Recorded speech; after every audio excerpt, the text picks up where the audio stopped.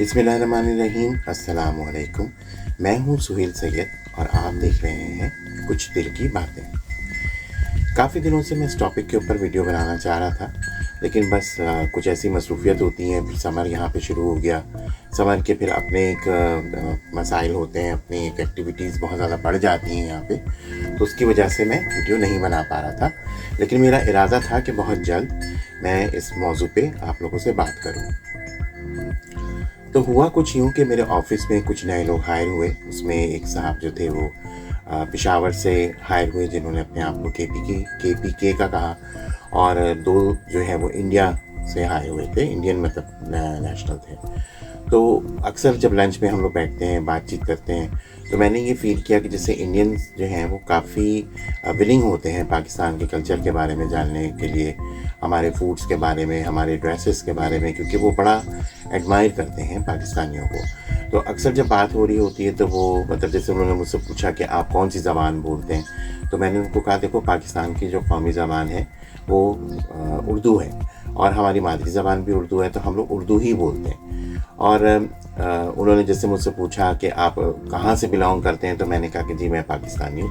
मैं अपने आप को पाकिस्तानी कहता हूँ। हाँ, मैं पैदा कराची में हुआ, वहीं पला बड़ा, वहीं रहा, लेकिन हम पाकिस्तानी हैं। लेकिन जो दूसरे साहब थे, उन्होंने अपने आप को कहा कि जी मैं तो केपीके से हूँ और मेरी तो ज़बान उर्दू नहीं है, हम तो दूसरी ज़बान बोलते हैं, पश्तो या पता नहीं पठान, कुछ उन्होंने बोला कि हम तो वो बोलते हैं, और मतलब हमारी जो ज़बान है वो उर्दू नहीं है।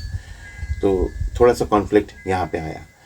फिर बात निकली कि व्लॉगर्स की, कि जी आपके जो कराची के या पाकिस्तान के, जो स्पेशली कराची की मैं बात कर रहा हूँ, कि व्लॉगर्स हैं, वो व्लॉग्स बनाते हैं, तो उनकी ज़बान आपकी ज़बान से मुख्तलिफ़ कैसे है, क्योंकि वो जो बोल रहे होते हैं तो वो बड़े अजीब से अल्फाज इस्तेमाल कर रहे होते हैं, जैसे भंड हो गया, या पता नहीं बहुत अजीब अजीब सी उन्होंने मतलब मुझे बताएं, वर्ड्स बताए, जो मुझे भी सुन के कोई बहुत अच्छा नहीं लग रहा था।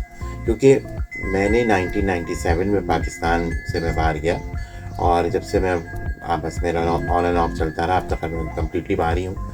लेकिन मैं कभी भी इस तरह के लोगों को नहीं जानता था, या इस तरह की ज़बान मैंने नहीं सुनी थी। क्यों अब तो मैंने उनको ये कहा कि देखें, कराची जो है ना वो अब एक बहुत ज़्यादा मल्टी कल्चरल हो चुका है। पूरे पाकिस्तान से लोग वहाँ पे आके बस गए, इवन दूसरी जगहों से भी लोग आ गए। तो वो ज़बान एक मिक्स सी हो गई है, और डिपेंड करता है कल्चर पे, इलाके पे, आप किस तरह के लोगों में उठते बैठते हैं, उनका क्या उनकी क्या एक्टिविटीज़ हैं, वो किस तरह के लोग हैं। तो मे बी कि शायद यही वजह हो। लेकिन मैं भी ये बात कहूँगा, मैं इस बात से बिल्कुल एग्री करता हूँ कि मैंने भी जब व्लॉग्स देखे हैं कराची के, तो कुछ लोग वाकई में बहुत अजीब सी बातें करते हैं, जैसे 100 रुपये में वैसा। तो मतलब ये बहुत अजीब सा वाकई में लगता है कि मतलब हम एक पाकिस्तान स्पेशली उर्दू बोलने वाले, इतनी प्यारी हमारी ज़बान है, इतना प्यारा हमारा लहजा है, इतना प्यारा हमारा तलफ़ुज़ है, जब आहिस्ता आहिस्ता ख़त्म होता जा रहा है। लोग कुछ ज़बान अल्फाज़ों के तो मतलब भी नहीं समझते। तो मतलब मुझे हैरत होती है कि ये कैसे चेंज आ रहा है।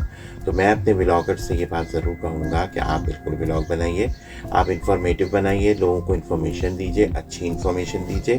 पाकिस्तान में तो बड़ा काम हो रहा है, खाने पे, पीने पे, फैशन इंडस्ट्री पे, और बहुत सारी चीज़ों पे काम कर रहे हैं, एजुकेशन पे। तो आप उन चीज़ों को भी दिखाइए, अच्छी चीज़ों को भी दिखाइए। सिर्फ यही चीज़ें दिखाना ज़रूरी नहीं होता। और क्योंकि आप रिप्रेजेंट कर रहे हैं अपने व्लॉग के थ्रू पाकिस्तान को, या स्पेशली कराची को, तो आप बताएं लोगों को। लोगों के जहन में जो ये कॉन्सेप्ट बैठ गया है कि पाकिस्तान में लोग इस तरह से ही बातें, स्पेशली कराची में लोग इस तरह से ही बातें करते हैं, और कराची के लोग पढ़े लिखे नहीं हैं। क्योंकि उनकी बातों से तो मुझे यही समझ में आया कि उनके कहने का मतलब था कि पाकिस्तान के जो लोग हैं, स्पेशली जो कराची के लोग हैं, वो बिल्कुल एजुकेटेड नहीं हैं, क्योंकि उनको बोलना भी नहीं आता। तो अच्छा नहीं लगता। हमने तो बहुत अच्छा वक्त गुजारा 1990s में, जो स्टार्टिंग था, या लेट 80s में, तो उस ज़माने में बड़े हंगामे होते थे, फसाद होते थे, कर्फ्यू लगते थे, लेकिन सब अपने अपने घरों में महफूज थे, अपनी अपनी गलियों में महफूज थे। एक मोहल्ला सिस्टम होता था जो बिल्कुल ख़त्म हो चुका है, जो मुझे जो सुनने में आता है कि वहाँ पे भी अब बहुत चेंजेस आ गए हैं। तो मैं अपनी इस वीडियो के ज़रिए आपको ये पैगाम देना चाहता हूँ कि आप लोग इसके ऊपर वर्किंग कीजिए। अगर आप ब्लॉग बनाते हैं, आप बिल्कुल बनाइए, कोई आपको मना नहीं करता। आप रिप्रेजेंट करना चाहते हैं पाकिस्तान को, बिल्कुल कीजिए, बहुत अच्छी बात है। लेकिन ये चीज़ देखिए कि आपके उस ज़बान से आप जो दिखा रहे हैं, जो फ़ज़ूल चीज़ें दिखा रहे हैं कराची के बारे में, तो उसकी वजह से कराची का इमेज क्या बनता जा रहा है। तो मुझे उम्मीद है कि आपको मेरी बात समझ में आई होगी और कुछ लोग मेरी बात से इत्तेफ़ाक करेंगे, कुछ लोगों को शायद मेरी बात बहुत बुरी भी लगे, लेकिन ये हो रहा है इसलिए मुझे इसके ऊपर बात करना थी। तो बहुत जल्द एक नई वीडियो लेके दोबारा हाज़िर होऊंगा।